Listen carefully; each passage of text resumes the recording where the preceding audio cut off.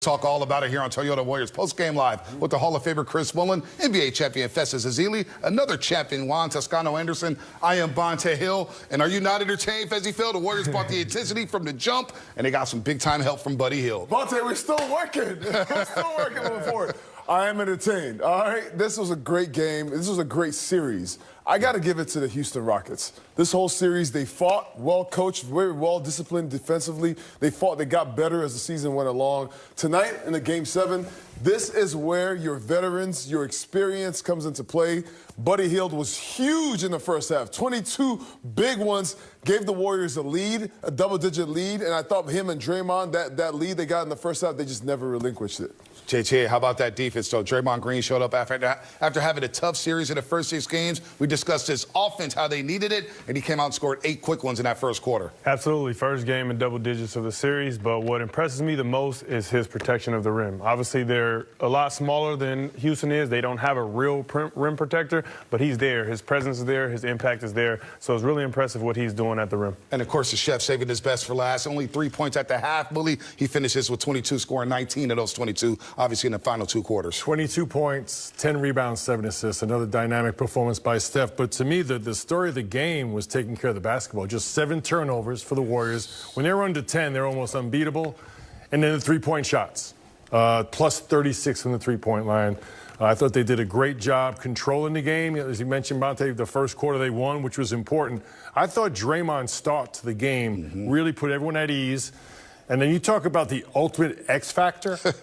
Buddy Hield in Game 6 has 0. 0 for 4. So I'm not quite sure he climbed up the scouting report. But if they were playing the game tomorrow, he'd be at the top of the scouting report because he got 33 tonight. No doubt about that. The Warriors now improved to 47-5 when they take a lead into the 4th quarter. But let's go back down to H-Town. The Fitabuki, who's talking to Jimmy Butler. Jimmy Butler, 44 minutes, 20 points, 8 rebounds, 7 assists. Tell us about that Game 7, the 5th one of your career. It was a good one. It ended in a win the way we wanted, the way we expected it to. And a lot of guys stepped up in a big way. And we got one on the road, finally. Hey, talk to me about how good you guys were defensively. Spectacular. Draymond Green was amazing. You were amazing, baiting guys into things, staying home, defending without fouling for the most part. What were the talks like coming into this one when it comes to shoot around, what you guys were going to do on the defensive end? Just be more physical, put body on body, hit, get those loose balls, get those rebounds. I think we did a great job of that tonight, and that was key. And we didn't turn the ball over. Big. Great job by everybody on the team except Buddy. Is Buddy included tonight? 33 points. I played the 5th. Amazing.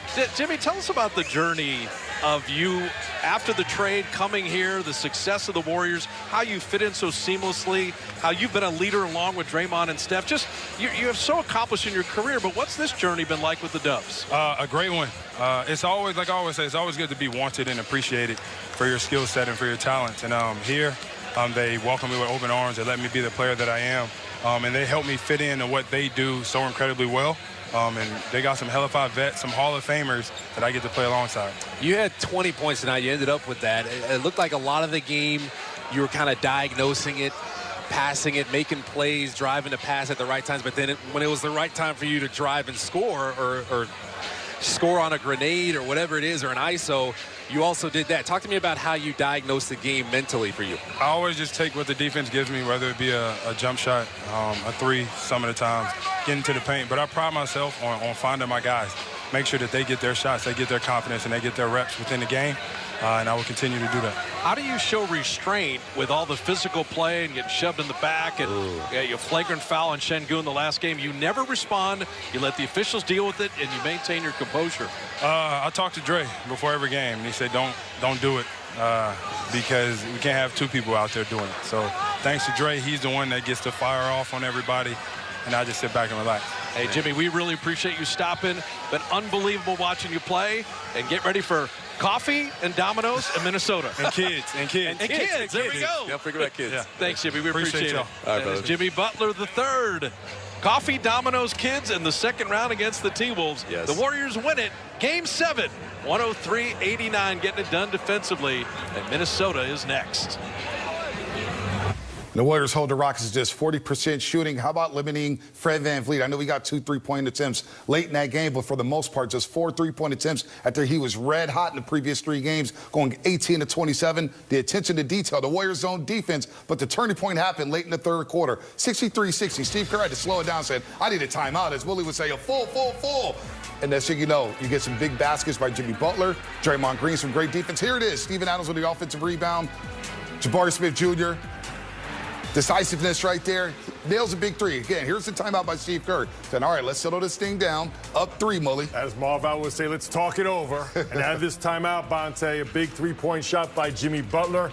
And here, just a great screen by Steph Curry. Open up the lane for Draymond Green. Nice layup, and then Draymond once again, the floater in the paint. Look at the rim, Day. I love this. And that's nice the shot run there. That's the shot that's been available for him, and end up 8. Started the fourth quarter. Stephen Curry says, I got Jabari Smith on me. Clear the lane, no screen. I got this. And then Ahmed Thompson just falls asleep right there. That young man had a great series, but you can't fall asleep on the chef. Steph Curry nails a 3. And that was a pivotal 12-2 run to give the Warriors a double-digit lead that they would not relinquish, Fezzi Fell. The start of the fourth was really important. Like I said, Steph was doing his community service in the first half, was assisting and creating shots for other guys. But in the fourth quarter, Steph was locked in. Tonight he played 45 minutes. So this is one of those games where you rely on all your starters. You rely on your vets. Jimmy Butler played 44. Steph played 45. I mean, in a game like this, Steph Curry stepped up toward the end. I just got to give Buddy Hield a lot of credit. His 33 points, it really lifted. It was 9 for 11 for the 3-point line. So when Steph Curry is double-teamed, then you have somebody else hitting shots. Draymond Green was hitting shots. Buddy Hield was hitting shots. Gave Steph the space to be able to operate in the fourth. You talked about the X factors. That was your call with Buddy Hield. He showed up. It showed out. That big 3 before the end of the first quarter from half court basically really got him rolling. Absolutely. You see the ball go in, and obviously the floodgates open up. So I thought that was huge. That's why Golden State goes out, and they get a guy like Buddy Hield, knock down open shots, because you know, even before the season starts, everybody's going to blitz Steph Curry. You have to get the ball out of Steph Curry's hands, so you need guys who are ready to shoot and knock down open shots. There's been a lot of talk about that zone defense by Houston, and give them credit. They did a really good job.